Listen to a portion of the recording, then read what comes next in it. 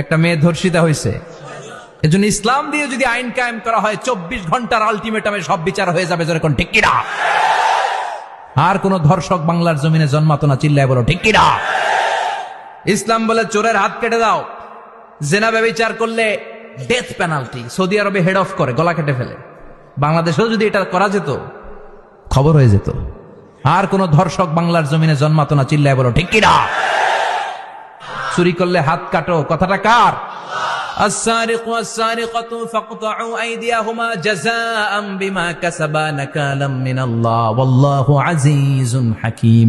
If anyone steal something very precious from the society, the government should cut down his right hand. দামি কিছু চুরি করলে এটা সাক্ষীর দ্বারা সাব্যস্ত হলে গভর্নমেন্টের উচিত তার ডান হাতটা এক কোপ মেরে কেটে দেয়া। কার কথা? বানু মাখজুমিয়া গোত্রের এক মেয়ে মদিনাতে চুরিতে ধরা পড়ল। অনেক বড় ফ্যামিলির, ডিগনিফাইড শিল্পপতির মেয়ে। সাহাবারা বলল, এই মেয়ের হাত যদি বিশ্বনবী মদিনায় কেটে দেয়, মদিনাতে তো মারামারি লেগে যাবে। কে বলবে বিশ্বনবীর কাছে যে সুপারিশ করার ক্ষমতা কারো নাই? বিশ্বনবীর পালক পুত্র উসামা বিন যায়েদ